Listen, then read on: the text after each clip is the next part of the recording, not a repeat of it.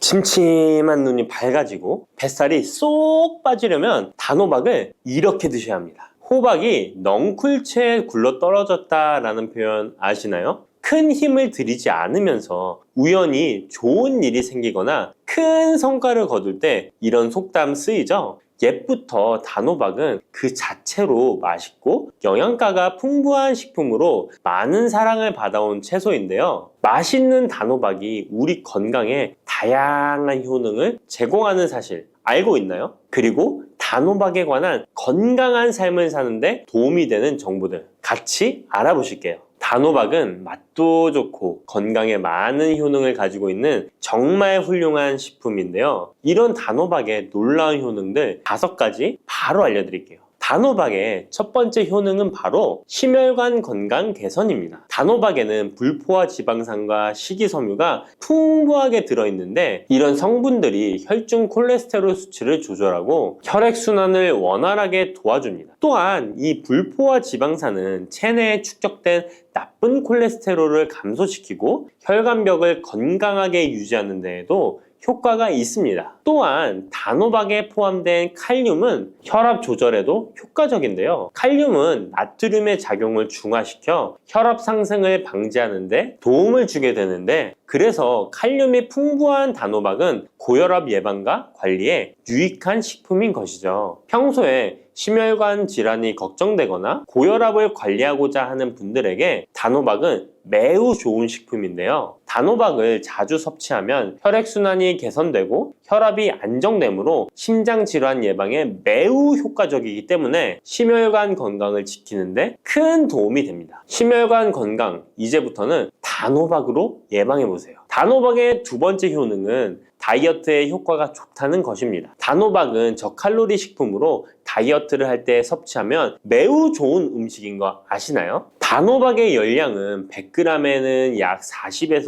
50kcal 정도밖에 안 되는데요. 보통 다이어트 하실 때 고구마 많이들 드시죠? 고구마의 열량은 100g당 약 85에서 110kcal인데요. 단호박의 칼로리는 고구마의 반도 안 되는 것이죠. 그래서 단호박은 다이어트 할 때 칼로리 걱정 없이 먹을 수 있습니다. 거기다 단호박은 식이섬유도 풍부해서 포만감을 오래 유지시켜줍니다. 이런 특징 덕분에 간식 대신 단호박을 드시면 과식을 방지할 수 있고 체중 조절에 효과적입니다. 또한 단호박의 식이섬유는 소화가 잘 되지 않아서 장에 천천히 흡수되기 때문에 혈당 조절에도 유익한데요. 급격한 혈당 상승을 막아주어 다이어트 중에도 혈당이 급격히 떨어지지 않게 도와주죠. 또한 다이어트 중에 발생할 수 있는 변비를 예방할 수 있기 때문에 체중 감량을 도울 뿐만 아니라 장 건강도 함께 챙길 수 있습니다. 다이어트 중이라면 단호박을 간식이나 식사 대용으로 활용해보세요. 맛도 좋고 영양도 풍부한 최고의 다이어트 식품입니다. 단호박의 세 번째 효능은 바로 눈 건강에 도움이 된다는 점입니다. 단호박에는 당근과 마찬가지로 비타민 A와 베타카로틴이 풍부하게 들어있는데요. 이 두 성분은 우리 눈의 건강을 지키는데 아주 중요한 역할을 합니다. 비타민 A는 눈의 망막을 건강하게 유지하는데 도움을 주고 시력 저하를 예방하는 데 효과적이에요. 특히 야맹증 예방에도 도움을 줄 수가 있죠. 그리고 베타카로틴은 강력한 항산화 작용을 해주기 때문에 눈의 피로를 덜어주고 눈의 노화를 늦추는 데도 도움을 줍니다. 혹시 하루 종일 스마트폰이나 모니터를 자주 보고 있지는 않으신가요? 화면을 계속 들여다보는 현대인들에게는 이 단호박에 들어있는 비타민 A는 특히 중요한 영양소라고 할 수 있죠. 눈이 피로하거나 건조감을 느끼신 분들에게 단호박은 자연적인 해결책이 될 수 있습니다. 단호박을 섭취하면 눈 건강을 지키고 나이가 들면서 생길 수 있는 시력 저하나 노화 방지에도 도움을 줄 수 있습니다. 단호박은 정말 건강에 많은 이점이 있는 식품이죠. 단호박의 놀라운 효능 네 번째는 면역력 강화입니다. 단호박에는 비타민 C와 아연이 풍부하게 들어있죠. 비타민 C는 면역 세포를 활성화시켜 감염 예방에 큰 도움을 주고 아연은 백혈구의 생성을 돕고 체내에서 염증 반응을 조절하여 면역 체계가 정상적으로 작동할 수 있게 도와줍니다. 이뿐만 아니라 단호박에 들어있는 항산화 물질들은 우리 몸의 세포를 보호하고 염증을 줄여 면역 기능을 더욱 향상시키는 데 도움을 주는데요. 특히 겨울철이나 환절기에 감기나 독감 예방을 위해 면역력 강화를 원하신다면 단호박을 꾸준히 섭취하시는 것이 좋은 식습관이 될 수 있습니다. 또 자주 피로감을 느끼거나 감기 등에 쉽게 걸리는 분들에게 단호박은 아주 좋은 식품이라는 것 알고 계시면 도움이 될 거예요. 단호박의 효능 5번째는 부종과 붓기를 개선하는데 도움을 주는 것입니다. 붓기에 호박이 좋다는 거 모르시는 분 없으시죠? 우리가 수술이나 시술을 받고 얼굴이 부을 때 약국에서 단호박즙 같은 거를 파는 것도 많이 보셨죠? 이는 단호박에는 칼륨이 풍부한데 칼륨은 체내에 있는 나트륨과 균형을 맞춰주고 몸 안에 불필요한 수분을 배출하는 역할을 합니다. 그래서 부종을 완화하고 몸의 붓기를 개선하는데 효과적이죠. 특히 평소에 손이나 발, 얼굴 등이 자주 붓는 분들에게 단호박을 섭취하면 체내 나트륨 농도를 조절해줘서 불필요한 수분이 빠져나가면서 붓기가 자연스럽게 완화될 수 있습니다. 이렇게 효능이 많은 단호박을 어떻게 섭취하느냐에 따라 그 효과가 달라질 수 있다는 사실 알고 계시나요? 섭취 방법에 따라 효능의 50%만 섭취하게 될 수도 있고 또 100%로 바뀔 수도 있는데요. 단호박 효능 100%로 섭취하는 방법 바로 소개해 드릴게요.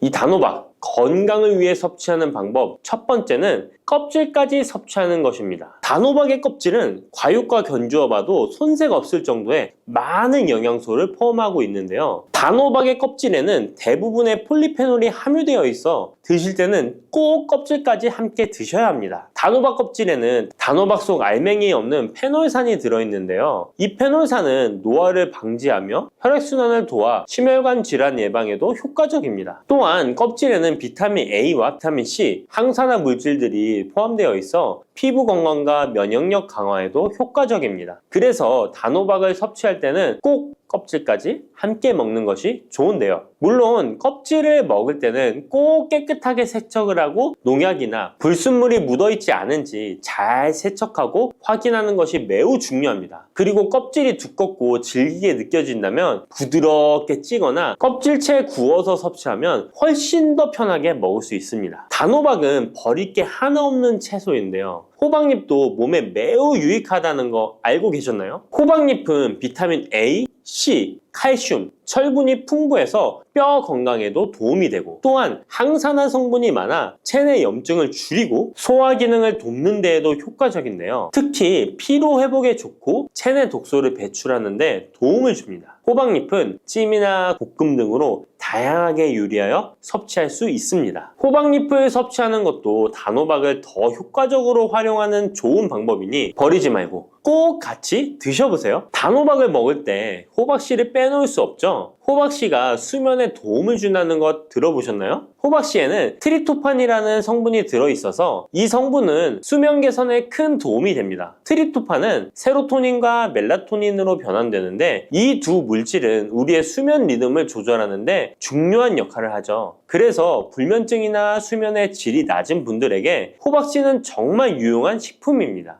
또한 단백질과 건강한 지방이 풍부하여 혈당 조절에도 도움을 줄 수 있는데요. 혈당이 급격히 오르거나 내리는 것을 막아주고 당뇨병 예방에 효과적입니다. 그래서 호박씨는 다이어트에 매우 좋고 식사 후 간식으로 섭취하면 포만감을 오래 유지시킬 수 있습니다. 여담으로 우리 다른 사람의 단점을 뒤에서 이야기하는 것을 보고 뒷담화한다고 하고 호박씨 깐다고도 하잖아요. 과연 어떤 것 때문에 이런 이야기가 나왔을까요? 저도 궁금합니다. 아시는 분은 알려주세요. 이렇게 단호박은 아주 건강에 좋은 식품이지만 섭취 시 주의할 점이 있는데요. 건강을 지키기 위한 몇 가지 단호박 섭취 유의사항을 알아볼게요. 첫 번째는 껍질 섭취 시 소화 문제입니다. 단호박의 껍질은 건강에 많은 효능이 있지만 소화가 어려운 경우도 있을 수 있는데요. 특히 소화 기능이 약한 분들이나 위장에 민감한 분들은 껍질이 소화되지 않거나 불편함을 느낄 수 있습니다. 이런 분들은 단호박 껍질을 제거하고 속만 섭취하는 것이 좋습니다. 아니면 껍질을 먹을 때는 반드시 부드럽게 조리하여 섭취해서 소화 불량이나 복부 팽만감을 최대한 피하게 해야 합니다. 두 번째 유의사항은 알레르기 반응입니다.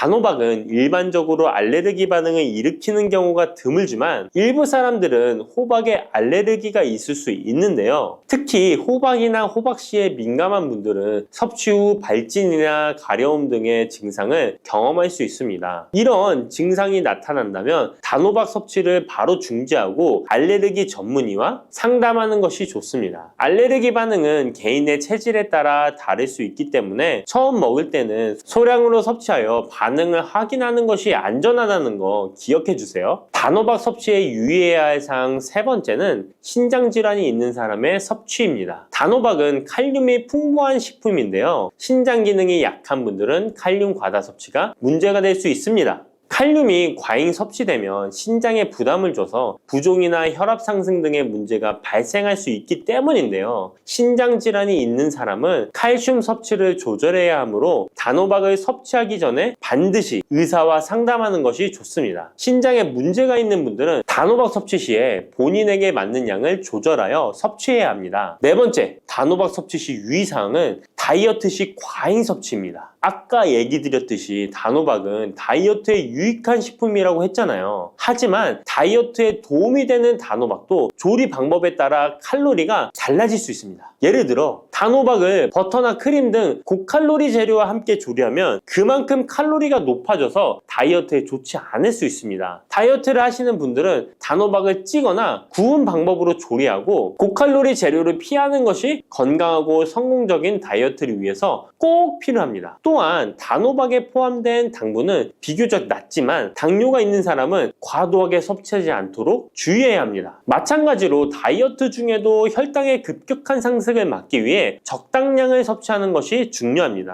혈관을 깨끗하게 하고 당뇨를 예방하려면 땅콩을 이렇게 드셔야 합니다. 여러분, 땅콩 좋아하시는 분 있으신가요? 저는 땅콩과 건어물을 안주로 참 좋아하는데요. 이런 맛있는 땅콩이 건강에 좋은 효능들이 많다는 것 혹시 아시나요? 심심풀이 땅콩이라는 말이 있을 정도로 땅콩은 우리에게 매우 친숙한 음식인데요. 하지만 땅콩의 그 놀라운 효능을 제대로 아는 분은 많이 없을 거예요. 땅콩이 얼마나 우리 몸에 좋은 영향을 미치는지, 그리고 어떻게 섭취하면 더 좋은 효과를 볼 수 있는지 땅콩에 대해서 자세히 알아보겠습니다. 어렸을 적에 키가 작은 친구를 땅콩 같다고 놀리지 않으셨나요? 작은 땅콩 한 알에는 단백질, 지방, 탄수화물, 식이섬유는 물론 비타민 E, B군, 칼륨, 마그네슘, 철분, 폴리페놀, 폴라보노이드, 레스베라트롤 등 여러 가지 몸에 좋은 영양소가 매우 풍부하게 들어있는데요. 이렇게 영양이 풍부하고 맛도 고소한 땅콩의 놀라운 효능 7가지 바로 소개해 드릴게요. 땅콩의 놀라운 효능 첫 번째는 심혈관 질환 개선입니다. 미국 심장학회에서 땅콩을 추천 음식으로 소개한 것 알고 계신가요? 땅콩의 크기는 작지만 땅콩 안에 들어있는 영양소는 결코 작지 않습니다. 땅콩은 불포화 지방산을 많이 함유하고 있고 특히 땅콩에 함유된 모노불포화 지방산과 다불포화 지방산은 나쁜 콜레스테롤인 LDL 수치를 낮추고 좋은 콜레스테롤인 HDL을 높이는 데 도움이 됩니다. 또한 땅콩에 함유된 단일 불포화 지방산은 혈중 콜레스테롤 수치를 낮추는 데 도움을 주는데요. 혈중 콜레스테롤이 낮아져 심장 건강을 지키는데 매우 좋은 작용을 하는 것이죠. 또한 땅콩은 불포화 지방산이 풍부하고 비타민 E가 풍부하게 들어있어 심혈관 건강에 도움을 주고 혈관을 보호하며 혈액순환과 동맥경화증을 예방하고 심장 질환의 위험을 줄여줍니다. 또한 땅콩은 마그네슘, 칼륨, 식이섬유와 같은 심혈관 건강에 중요한 영양소를 함유하고 있어 혈압을 조절하고 혈관을 건강하게 유지하는 데 도움을 준다는 것 꼭 기억해 주세요. 땅콩의 놀라운 효능 두 번째는 뇌 건강에 도움을 주는 것입니다. 땅콩에는 레시틴과 비타민 E가 들어있는데요. 이 성분들은 뇌세포를 보호하고 뇌 건강을 유지하는 데 중요한 역할을 합니다. 특히 땅콩은 기억력과 집중력 향상에 도움이 될 수 있어 중년과 노년층에게 매우 유익한 음식이라는 것 아시나요? 땅콩이 함유된 비타민 E, 폴리페놀, 특히 레스베라트롤 등 강력한 항산화 성분은 뇌 건강에 도움을 줍니다. 이러한 항산화 성분은 뇌에서 발생할 수 있는 산화 스트레스를 줄여주며 이는 신경세포를 보호하고 뇌 기능을 향상시키는 기능도 해준답니다. 또한 땅콩은 불포화 지방산, 특히 오메가3 지방산을 포함하고 있어 뇌 기능을 개선하고 치매와 같은 뇌 질환을 예방할 수도 있는데요. 특히 불포화 지방산은 뇌세포의 구성 성분으로 중요한 역할을 하며 뇌신경 전도 속도를 높여 기억력과 학습 능력을 향상시킬 수 있습니다. 땅콩의 효능 정말 놀랍지 않나요? 아직 놀라기는 이른데요. 땅콩의 효능 세 번째는 체중 관리에 도움을 주는 것입니다. 땅콩은 단백질과 섬유질이 풍부해서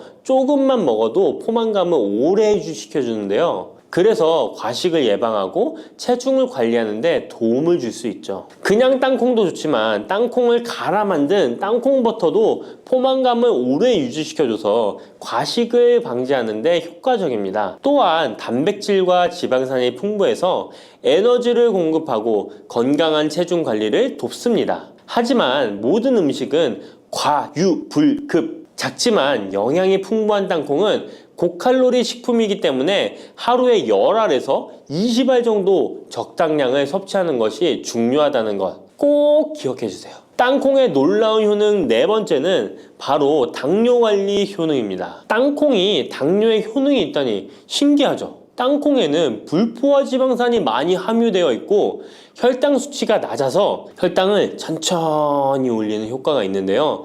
그래서 당뇨병 환자들에게도 좋은 간식으로 평가되고 있습니다. 또한 땅콩에 포함된 섬유질과 단백질이 혈당을 안정적으로 유지하는 데 도움을 주는데요. 땅콩에 포함된 식이섬유 또한 혈당의 흡수를 늦추고 혈당 수치를 안정적으로 유지하는 데 도움을 준다는 것입니다. 뿐만 아니라 땅콩의 마그네슘과 비타민 B9는 인슐린 감수성을 향상시키는데 도움을 주고 이로 인해 땅콩은 당뇨병 예방 및 혈당 관리에 탁월한 식품으로 평가되고 있죠. 땅콩의 효능 정말 놀랍지 않나요? 아직 안 끝났습니다. 땅콩의 효능 다섯 번째는 피부 건강에 도움을 주는 것입니다. 땅콩에 들어있는 비타민 E와 항산화 물질이 피부를 건강하게 유지하는 데 좋은 영향을 주는데요. 땅콩에 들어있는 비타민 E는 강력한 항산화제로 피부 세포를 자유 라디칼로부터 보호하고 피부 노화를 지연시키는 데 좋은 영향을 줍니다.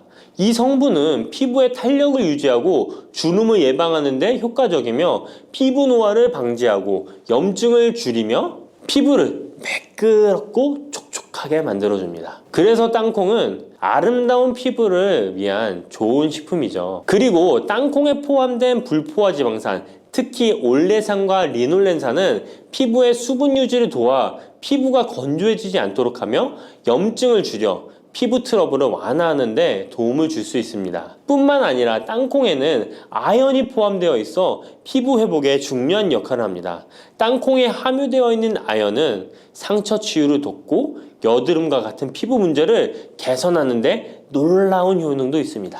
땅콩의 효능 여섯 번째는 소화 건강에 도움을 주는 것입니다. 땅콩에는 식이섬유가 풍부해 소화 시스템에 좋은 영향을 주는데요. 식이섬유는 장의 움직임을 촉진시켜 변비를 예방하고 장내 유익한 미생물의 활동을 도와줘서 장 건강에 매우 좋은 환경을 만들어줍니다. 또한 땅콩에 포함된 불용성 섬유는 특히 장을 자극해 배변을 원활하게 하고 장의 건강을 유지하는 데 중요한 역할을 하는데요. 이 섬유는 장에서 물을 흡수하여 변을 부드럽게 만들어줍니다. 땅콩의 놀라운 효능 일곱 번째는 좋은 단백질과 건강한 지방 섭취에 좋은 공급원입니다. 땅콩은 고기나 다른 동물성 단백질에 비해 지방이 적고 채식주의자나 비건이 단백질을 섭취할 때 아주 유용한 대체 식품이 될 수 있는데요. 100g의 땅콩은 약 25에서 30g의 단백질을 함유하고 있다는 것 아시나요? 우리가 흔히 좋은 단백질 공급 식품이라고 생각하는 닭가슴살의 단백질 함량이 100g당 30에서 35g이라는 걸 생각해보면 단백질 함량은 닭가슴살에 비해 살짝 낮지만 대신 건강한 불포화 지방산과 다른 다양한 영양소도 다량 함유되어 있어 단백질을 섭취하기에 충분히 좋은 식품이랍니다. 이렇게 건강에 놀라운 효능이 있는 땅콩, 아무렇게나 드시면 땅콩의 효능을 100% 섭취할 수 없다는 것 아시나요? 보통 땅콩을 어떻게 조리해서 드시나요? 구워서? 볶아서? 삶아서? 모두들 좋아하는 방법이 다르실 텐데요. 생땅콩을 먹는 것이 가장 좋다라고 들으신 분들도 있으실 거예요. 과연 땅콩을 가공하지 않고 생으로 먹는 것이 가장 좋은 방법일까요? 정답은 아니오입니다. 생땅콩에는 독성이 있을 수 있는 물질인 아플라톡신이 포함되어 있을 수 있기 때문에 이를 피하기 위해서는 반드시 충분히 익혀 먹어야 하는데요. 볶거나 구운 땅콩은 아플라톡신을 제거할 수 있어 안전하게 섭취할 수 있지만 그보다는 땅콩을 삶아서 먹는 것이 더 건강에 좋다는 것 알려드릴게요. 땅콩을 삶았을 때 더욱 건강에 좋은 이유 몇 가지가 있는데요. 바로 알려드릴게요. 첫 번째, 삶은 땅콩은 볶은 땅콩에 비해 항산화 성분이 더 많습니다. 볶을 때 일부 항산화 성분이 파괴될 수 있고, 또한 땅콩의 껍질에는 폴리페놀과 레스베라트롤이 풍부하게 함유되어 있기 때문에 땅콩을 볶은 뒤 버리는 껍질은 이런 몸에 유익한 성분들을 섭취할 수 없기 때문입니다. 두 번째, 삶은 땅콩은 과일산이 더 적고 식이섬유도 풍부한데 이로 인해 소화가 더 용이합니다. 세 번째, 삶은 땅콩은 아크릴아마이드라는 발암 물질이 덜 생성됩니다. 아크릴아마이드는 고온에서 볶을 때 발생할 수 있는데 삶은 과정에서는 이 유해 물질이 생성되지 않습니다. 이제는 건강을 위해 삶아 드셔야 한다는 것 아셨죠? 하지만 땅콩을 섭취하시기 번거롭거나 조금 더 쉽게 섭취하고 싶은 분들도 있으실 텐데요. 이런 분들은 땅콩 버터를 드시면 됩니다. 땅콩 버터는 땅콩에 버터를 넣은 거 아니야? 라고 생각하시는 분도 있으시죠? 그것은 아니고 땅콩을 계속해서 갈게 되면 크림과 같은 형태로 변하게 되는데 이게 마치 버터처럼 부드러워 땅콩 버터라고 부르는 것입니다. 땅콩 버터는 땅콩의 영양소를 그대로 담고 있어 섭취할 때 매우 편리한데요. 다만 가공된 버터에는 설탕이나 염분이 추가될 수 있기 때문에 첨가물이 없는 순수한 땅콩 버터를 선택하는 게 좋겠죠? 땅콩 버터는 샐러드 드레싱에 넣거나 통밀빵에 발라 먹으면 더욱 맛있고 건강하게 섭취할 수 있습니다. 맛도 좋고 건강에도 좋은 땅콩, 이렇게 좋은 땅콩도 섭취하실 때 몇 가지 주의할 점이 있다는 것 알고 계신가요? 땅콩을 섭취할 때 주의할 점들 알려드릴게요. 땅콩 섭취 시 유의할 점 첫 번째는 알레르기입니다. 땅콩 알레르기 있는 분은 절대 땅콩을 드시면 안 되는데요. 땅콩은 알레르기를 일으킬 수 있는 대표적인 식품이기 때문에 본인이 알레르기가 있는 걸 인지하시는 분이라면 절대 피하셔야 합니다. 땅콩 알레르기는 가벼우면 목, 혀의 가려움이나 발진 등이 일어날 수 있는데요. 만약 알레르기 증상의 정도가 심하다면 호흡곤란, 혈압저하, 아나필락시스 등 매우 심각한 반응을 일으킬 수 있으므로 알레르기 반응이 있다면 즉시 땅콩 섭취를 중단하시고 의사와 상담받는 것이 필요합니다. 또한 땅콩이 들어간 음식이 아니어도 전에 같은 조리기구를 사용해서 만든 요리도 땅콩의 성분이 남아있을 수 있어 알레르기가 있는 사람에게는 위험할 수가 있는데요. 알레르기가 있는 분은 꼭 땅콩이 들어갈 수 없는 환경에서 조리가 된 건지 확인하는 게 중요합니다. 땅콩을 섭취할 때 유의사항 두 번째는 과다 섭취입니다. 고소한 땅콩은 손으로 집어먹기도 쉬워서 한 번 먹기 시작하면 하나, 둘 계속 입으로 들어가게 되는데요. 하지만 이렇게 계속 먹다간 아무도 모르는 사이에 체중이 증가할 수 있습니다. 땅콩은 고칼로리 식품이기 때문인데요. 하루 권장 섭취량은 약 10알에서 20알 정도 넘기지 않도록 주의하시고 적당량을 섭취하는 것이 중요합니다. 세 번째, 땅콩 섭취 시 주의할 점은 염분과 설탕이 추가된 가공식품을 피하는 것입니다. 땅콩이 몸에 좋다고 해서 시중에 판매되는 땅콩 버터나 땅콩 과자까지 좋은 것은 아닌데요. 땅콩의 겉면 위에 염분이나 설탕이 많이 포함된 제품들이 있습니다. 이러한 제품을 자주 섭취하면 혈압 상승이나 당뇨 유발 등의 문제가 발생할 수 있으므로 첨가물이 적은 제품을 선택하는 것이 좋습니다. 또한 땅콩 버터를 섭취할 때도 뒤에 성분표를 꼭 확인하셔야 하는데요. 맛으로 먹는 거라면 상관없지만 건강을 위해서 땅콩 버터를 섭취하시는 것이라면 100% 땅콩으로만 만들어진 제품인지 살펴보시고 구매해야 합니다. 땅콩 섭취 시 유의할 점 네 번째는 보관이 잘 된 땅콩을 섭취해야 하는 것입니다. 땅콩이 건조된 식품이라고 생각해서 실온에 대충 보관해 놓진 않으셨나요? 땅콩은 고지방 식품으로 지방산이 많이 포함되어 있기 때문에 산패가 될 수 있는데요. 산패된 지방산은 인체에 유해한 물질인 과산화지질을 생성할 수 있으며 이는 세포와 조직에 손상을 일으킬 수 있습니다. 땅콩이 보관 상태가 부적절해지면 곰팡이가 자주 발생하는데 이 곰팡이는 아플라톡신이라는 독소를 생성할 수 있습니다. 아플라톡신은 강력한 발암 물질로 알려져 있으며 장기적으로 섭취할 경우 간에 손상을 주거나 간암을 일으킬 수 있는 위험한 물질이죠. 따라서 땅콩을 보관할 때는 통풍이 잘 되고 건조한 장소에 보관해야 하며 곰팡이가 발생한 땅콩은 절대 섭취해서는 안 됩니다. 쑥 잘못 먹었다가 맹독 때문에 응급실로 실려갈 수 있어요. 얼마 전 시골 마을에서 쑥 때문에 한바탕 큰 소동이 있었는데요. 마을 사람 7명이 쑥을 먹고 응급실에 실려갔던 거예요. 도대체 왜 그들은 응급실에 실려간 걸까요? 봄이면 향긋한 향과 쌉싸름한 맛으로 많이 먹는 쑥이 사실 정말 잘 알고 드셔야 한다는 건데요. 잘못 알고 먹으면 이 마을 사람들처럼 응급실에 실려갈 수 있다는 거예요. 그럼 지금부터 쑥 드실 때 주의할 점, 그리고 쑥을 드시면 안 되는 분들, 쑥과 함께 드시면 안 되는 음식, 쑥의 효능, 쑥과 함께 드시면 보약이 되는 음식에는 어떤 것이 있는지 쑥 건강하게 먹는 방법까지 알려드릴게요. 우리나라에 자라는 쑥의 종류가 40종이 넘고 쑥과 비슷하게 생긴 독초도 있어 채취 시 주의해야 합니다. 먼저 오초라는 독초가 있는데 쑥과 비슷하여 해마다 오초를 섭취하고 병원에 실려오는 환자들이 있습니다. 이 오초는 조선시대에는 사약을 만들 때 사용할 정도로 맹독을 가지고 있습니다.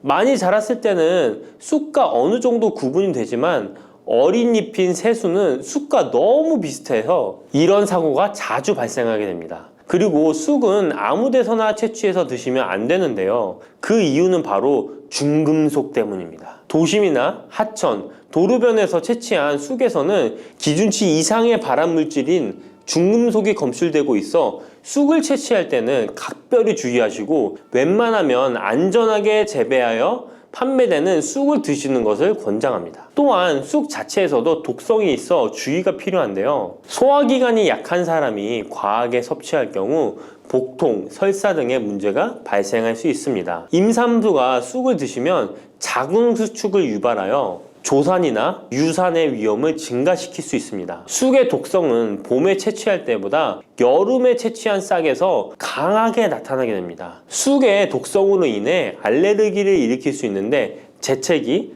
콧물, 눈물이 나며 두드러기, 복통의 증상이 나타날 수 있으며 심하면 호흡곤란이 생길 수 있습니다. 평소에 복숭아, 사과, 해바라기 또는 국화와 식물로 인해 알레르기 반응을 일으키는 분들은 특별히 주의하셔야 합니다. 몸에 열이 많은 분들도 쑥을 함부로 드시면 안 됩니다. 쑥이 몸에 좋다고 하여 계피, 대추 또는 각종 야채를 넣어 차를 끓여 드시기도 하고 물 대신 드시거나 쑥즙을 내어 드시는 분들이 계신데요. 평소 몸에 열이 많은 분들은 절대 이렇게 드시면 안 됩니다. 한의학에서 생쑥은 따뜻하고 익힌 쑥은 뜨겁고 매운 성질을 가지고 있는 식물이라고 합니다. 몸에 열이 많은 분들이 쑥을 저렇게 드시면 몸에 지나치게 많은 열이 발생해 특히 가슴과 머리 쪽으로 올라가게 되는데 이 열로 인해 혈압이 올라가고 심장병의 원인이 될 수도 있습니다. 이런 쑥을 드실 때는 함께 먹는 음식도 중요한데요. 절대로 함께 드시면 안 되는 음식은 우유입니다. 요즘 쑥을 이용해 케이크도 만들고 음료로 쑥 라떼 같은 것도 인기가 높은데요. 쑥의 효능들이 우유와 함께 먹으면 전부 사라지게 되는데요. 우유의 카제인 단백질이 쑥에 있는 폴리페놀과 결합하여 몸에 흡수되지 않고 배출되도록 만들기 때문입니다. 따라서 아무리 좋은 쑥도 우유와 함께 드시면 전혀 소용이 없다니 정말 아쉽죠. 이때 한 가지 방법이 있습니다. 우유 대신 아몬드유나 오트밀 같은 대체유를 사용하시면 이런 문제는 바로 해결이 가능해요. 그렇다면 쑥은 이렇게 주의할 점만 있을까요? 당연히 쑥에는 우리 몸에 좋은 효능들이 많은데요. 쑥의 효능 4가지 바로 알아볼게요. 첫 번째, 쑥의 효능은 염증 제거에 탁월한 효능을 발휘합니다. 쑥은 예로부터 약초로 많이 사용되어 왔고 현대 한의학에서도 쑥은 약재로 많이 사용하고 있습니다. 특히 쑥은 민간요법으로 상처에 붙여 감염을 방지하거나 혈관 내의 염증을 제거하는 데 사용되었는데요. 이러한 쑥의 사용법은 과학적으로도 올바른 방법으로 인정되고 있습니다. 이러한 항염증 효능은 쑥에 함유된 타닌 성분 때문인데요. 타닌은 몸속에 유해물질을 배출하는 데 도움을 주며 쑥 특유의 떫은 맛을 내는 역할도 하지만 항염, 항알러지 작용으로 아토피와 같은 알러지 체질을 개선하는 데 도움을 주기도 합니다. 그리고 혈액 정화 작용을 해주는 클로로필 성분이 풍부하여 혈관 내에 나쁜 콜레스테롤을 흡착하여 배출해주어 혈액순환을 원활하게 해줍니다. 이뿐 아니라 클로로필은 혈액 내에 해로운 병균을 제거해주는 백혈구의 수를 늘려 염증을 억제하는 데 탁월한 효능을 발휘해 줍니다. 두 번째 쑥의 효능은 당뇨 개선에 탁월합니다. 쑥에는 이눌린이라는 수용성 식이섬유가 풍부한데요. 이 성분은 장에서 포도당의 흡수를 느리게 만들어 식후의 혈당이 급격히 오르는 것을 예방해 줍니다. 건강한 성인을 대상으로 한 최근의 한 연구에서는 이들이 쑥 추출물을 먹고 난 후에 식후 혈당이 눈에 띄게 낮아진 결과를 확인할 수 있었습니다. 그리고 클로로겐산이라는 성분이 많아 간에서는 포도당의 합성을 억제하고 근육에서는 포도당의 이용을 촉진해서 혈당 조절에 큰 역할을 해준답니다. 실제 연구에서도 클로로겐산은 공복 혈당과 당화혈색소가 크게 낮아지고 인슐린 감수성이 높아진 사실도 밝혀졌습니다. 그런데 이 2가지 성분보다도 훨씬 더 중요한 것이 있는데요. 그것은 바로 시네올입니다. 시네올이 혈당 조절에 결정적인 역할을 하는데요. 췌장의 베타세포를 자극하여 인슐린 분비를 촉진시키며 말초 조직에서는 인슐린 감수성을 높이는 역할을 합니다. 시네올 말고도 쑥에는 이눌린, 클로로겐산, 폴리페놀 등 여러 생리활성 물질들이 복합적으로 작용해서 당뇨를 개선하는 효과를 나타내는 것이랍니다. 세 번째 쑥의 효능은 몸을 따뜻하게 해주는 역할입니다. 당뇨 개선에도 도움을 주는 시네올은 특유의 향을 내며 몸을 따뜻하게 해주는 효과가 있습니다. 시네올은 혈액순환을 촉진하고 면역력을 강화하는 데 도움을 주는데요. 특히 손발이 찬 수족냉증을 개선하는 데 효과적이며 신진대사를 원활하게 해주어 생리통, 생리불순 등의 여성 질환을 완화시키는 데에 큰 역할을 해줍니다. 쑥의 따뜻한 성질이 혈액순환을 촉진시키고 자궁의 기능을 강화해주기 때문이랍니다. 네 번째 쑥의 효능은 장을 건강하게 하여 변비를 예방하고 소화불량을 해결하는 데 도움을 주는 것입니다. 쑥에는 시금치보다 무려 3배나 많은 식이섬유를 가지고 있어 장 운동을 촉진하고 변비 및 숙변 제거에 탁월합니다. 또한 시네올은 위장 점막의 염증을 완화하고 위장 내 유해균을 제거하여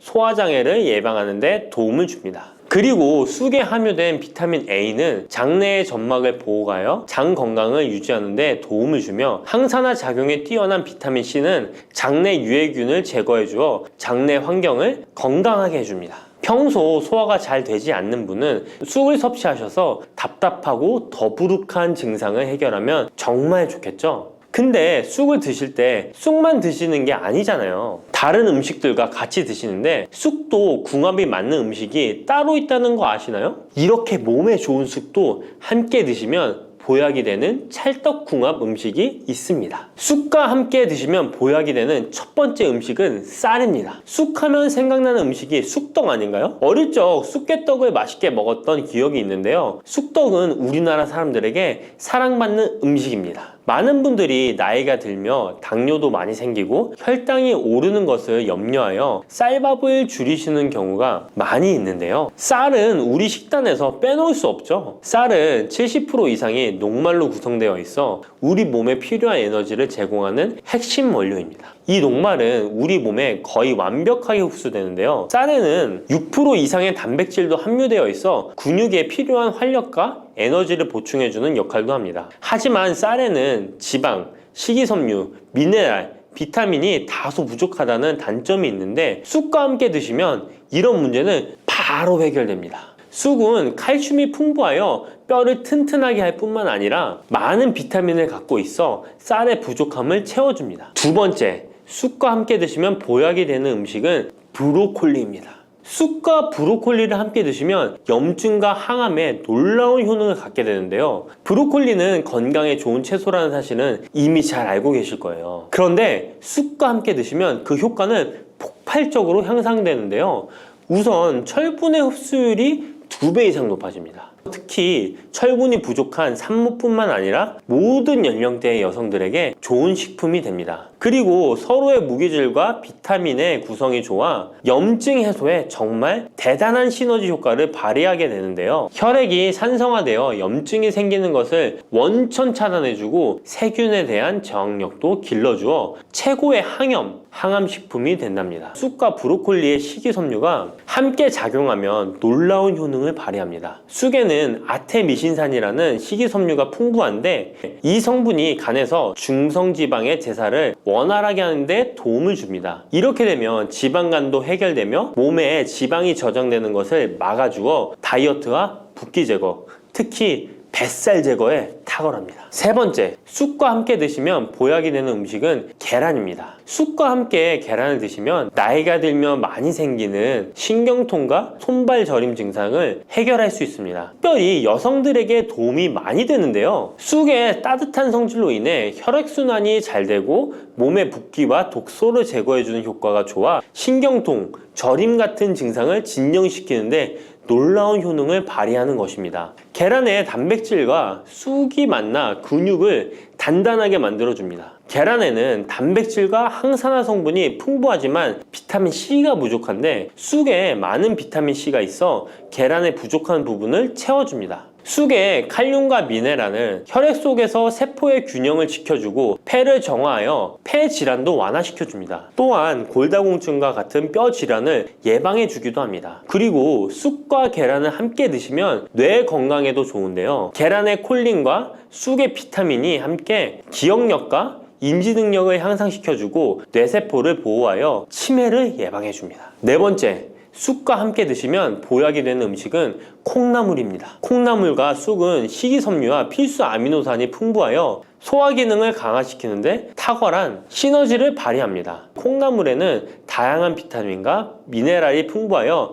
자연적인 비타민 보충제 역할을 합니다. 콩나물에는 지방이 적지만 이를 쑥과 함께 섭취함으로써 체내의 염증을 줄이고 면역력 강화에 필요한 비타민 C와 비타민 E를 보충할 수 있습니다. 쑥과 콩나물을 함께 드시면 피부 건강에도 매우 유익합니다. 콩나물이 함유된 실리카와 쑥의 비타민이 함께 작용하여 피부 탄력과 보습을 개선할 뿐만 아니라 노화를 예방하니 정말 좋은 궁합인데요. 쑥과 함께 먹으면 좋은 음식은 이렇게 많은데요. 그렇다면 쑥은 어떻게 먹어야 건강하고 맛있게 먹을 수 있을까요? 쑥떡 같은 음식은 이미 잘 알고 계시죠? 쑥을 잘 세척하여 말린 다음에 가루로 만들어 두시면 여러 요리에 사용하기 편리하고 오랫동안 보관하기에도 좋아요. 요거트에 쑥가루를 섞어 드시면 혈당 관리와 더불어 장 건강에도 도움이 됩니다. 밥 지을 때 잡곡과 함께 쑥을 넣어도 좋고 쑥 부침개, 쑥 전병 등을 만들어 드셔도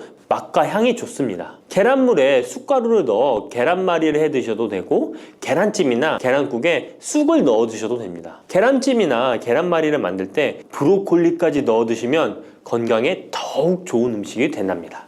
안녕하십니까 여러분. 당뇨 환자들이 과일 먹는 거 피하나요? 그 질문을 진짜 많이 하시는데 세상에 과일이 엄청 많잖아요. 몇십 종류, 몇백 종류 되잖아요. 그러면 그 내가 당뇨 환자라고 진단받고 나면 그 세상의 모든 그 맛있는 과일을 다 먹으면 안 되냐라고 생각을 하실 수가 있는데 몇 가지를 좀 주의를 하신다면 당뇨 환자도 맛있게 재밌게 즐겁게 과일을 즐기실 수 있어요. 그 이유를 보면 당뇨를 진단받았어? 그럼 나는 당 섭취라는 것 자체에 주의를 해야 해. 맞는 말이에요.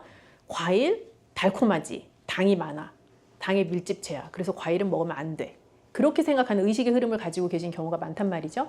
근데 일부 과일은 들어있는 당 자체가 굉장히 빨리 나에게 영향을 미칠 수 있는 과일도 있지만 어떤 과일은 그 당 자체가 그렇게 많이 포함되어 있지 않아서 내가 그냥 편안하게 즐길 수 있는 과일 종류도 있어요.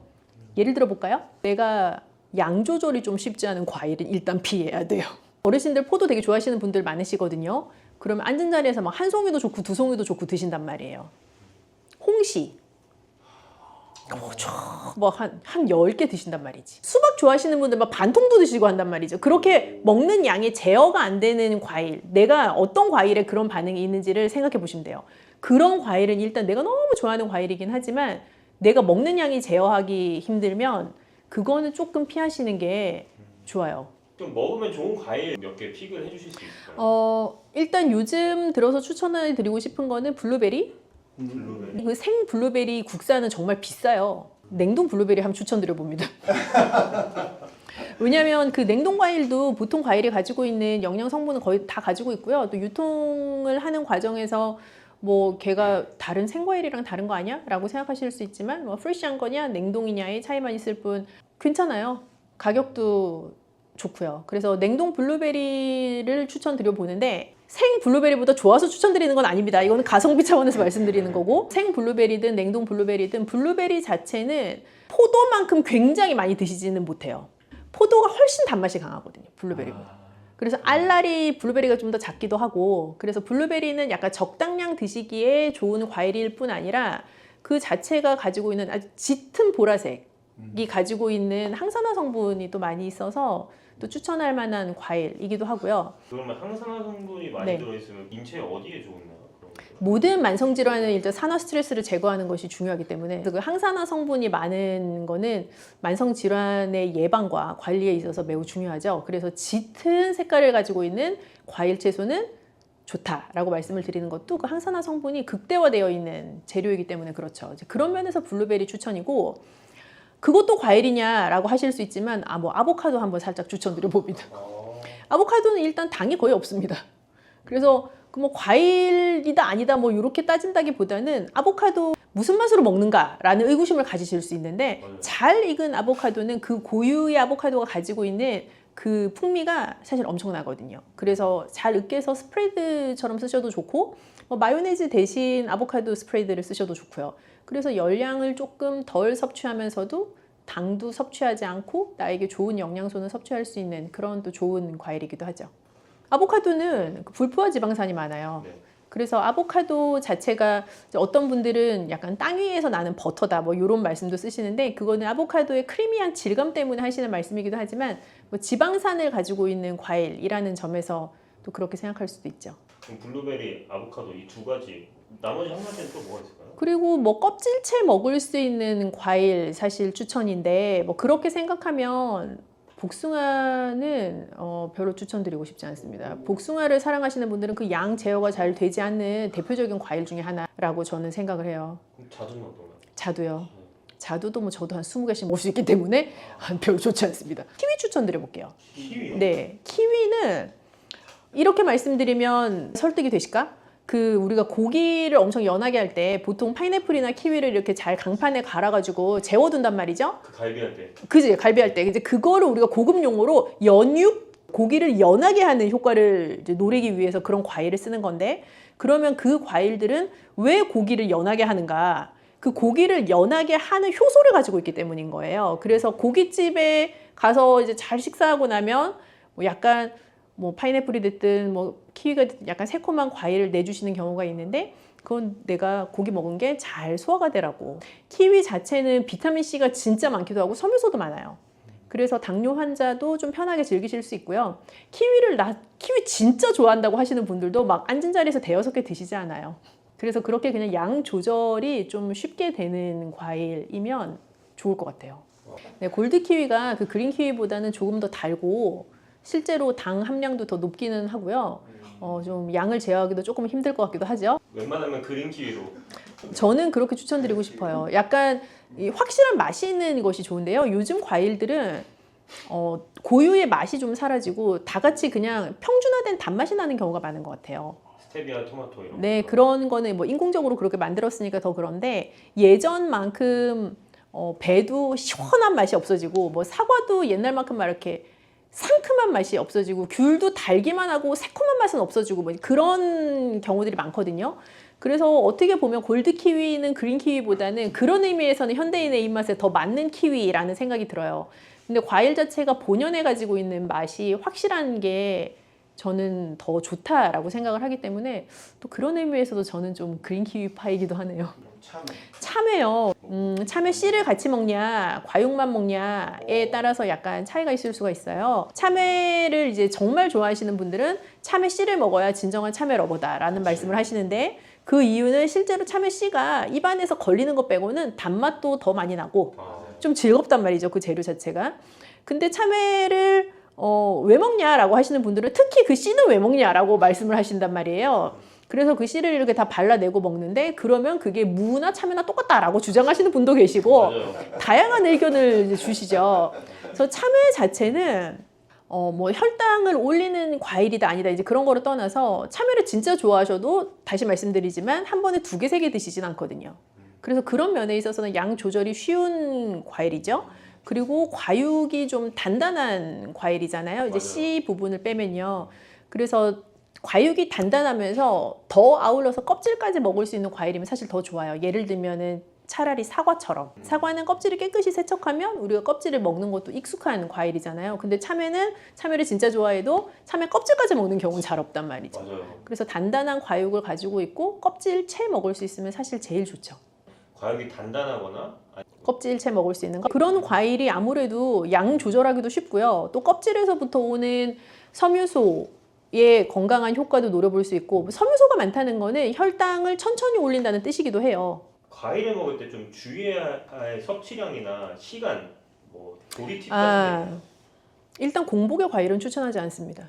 우리가 뭐 공복의 사과는 의사보다 낫다 이런 말도 하죠. 근데 그런 케이스는 당뇨도 없고 내가 그냥 평상시에 아주 건강한 식생활을 잘 하고 있고 내가 사과 하나를 공복에 즐기는 것이 건강 습관으로 잘 자리를 잡으신 분들에게는 여전히 추천이에요. 뭐 건강하신 분들이요.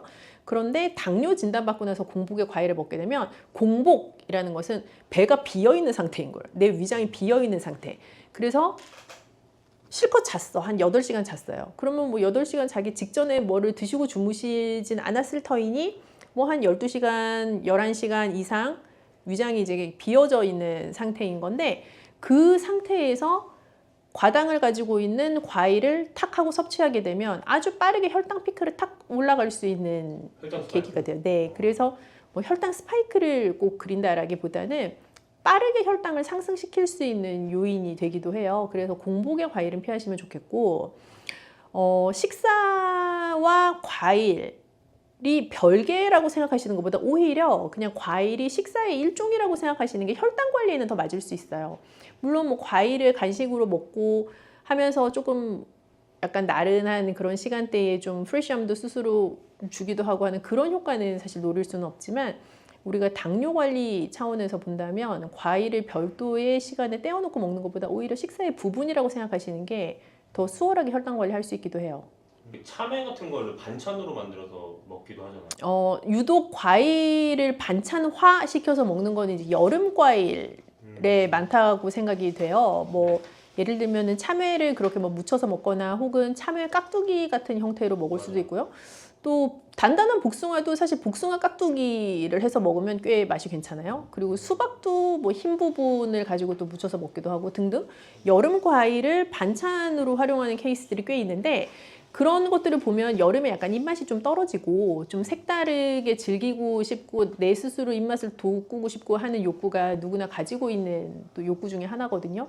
그래서 과일의 맛들을 좀 이용해서 그렇게 다양한 방법으로 활용을 하시는 것 같아요. 그래서 그걸 뭐 식사의 일부로 과일을 편입시키세요. 그러니까 그래? 그럼 내가 과일도 반찬으로 만들어 먹어야지. 이런 개념이라기보다는 그냥 내가 자연스럽게 그냥 내 몸이 그런 새로운 방법들을 계속 탐색하고 모색해 나가는 거죠.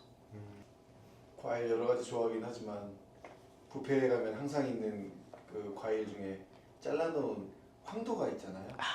그 황도에 얽혀 있는 재미있는 얘기가 저의 그 상담 고객들에게도 굉장히 많은데 누구나 피해갈 수 없는 즐거움을 주는 게 황도 통조림이란 말이죠. 그렇죠. 이 황도 통조림은요, 당뇨이신 분들한테는 죄송하지만 평생에 다시 드시면 안 돼요. 제가 수박과 홍시 다음으로 조심해야 되는 유일한, 수박과 홍시보다 더 조심해야 된다고 강조하는 유일한 것이 황도 통조림입니다. 그러면은 백도는 괜찮냐라고 물어보시지만 다 똑같습니다. 그것은 복숭아이기 때문에 그런 게 아니라 통조림이기 때문에 그래요. 우리가 통조림, 병조림, 뭐 잼 이런 거 할 때 공통적으로 당이 엄청 들어가거든요. 그 반짝반짝 하잖아요, 이거. 블링블링하죠. 그래서 그렇게 통조림 되어 있는 혹은 잼으로 만들어진 그런 과일은 당뇨 환자분들한테는 사실 이런 표현 제가 잘 안 쓰지만 정말 쥐약입니다. 과일도 하루에 먹으면 좋을 적정량이라는 게 있을까요? 과일을 뭐 딱 그렇게 말씀드리기는 사실 어려운 것 같아요. 근데 우리가 이제 일반적으로 이 현대인의 일상생활 가운데 무슨 과일 한쪽이라고 하면 생각나는 크기가 대강 있잖아요. 네. 그죠? 네. 수박 한쪽이라고 했는데 막 이만한 거를 생각하시지 않으시잖아요. 그래서 그 한쪽 이제 기준으로 보면 2쪽 정도 적당해요. 사실 더 드셔도 당장 무슨 일이 일어나는 건 아니에요. 근데 사람이란 이게 입이 한번 터지기 시작하면 끝이 없기 때문에 맞아요. 그래서 제가 계속 지금 이 과일 편에서 강조드리는 게 나 스스로 양을 제어하기 힘든 과일은 좀 피하시라라고 말씀드리는 게 그 감당이 안 되거든요. 그래서 어떤 것이든 한 번에 드실 때는 2쪽 정도가 적당하다. 뭐 하루에 한 2번 정도까지는 괜찮겠다라는 일반화된 것으로 생각해 보자면 그 정도로 표준화해 볼 수 있을 것 같아요. 물 먹는 거나 수박 먹는 거나 별 차이가 없을 것 같은 느낌인데 수박 자체는 그러니까 모든 우리가 입으로 먹는 모든 재료는 어찌 되었든지 간에 혈당이라는 것에 영향을 미치게 돼요. 그 이유는 혈유 안에 들어있는 포도당의 농도 정도란 말이죠.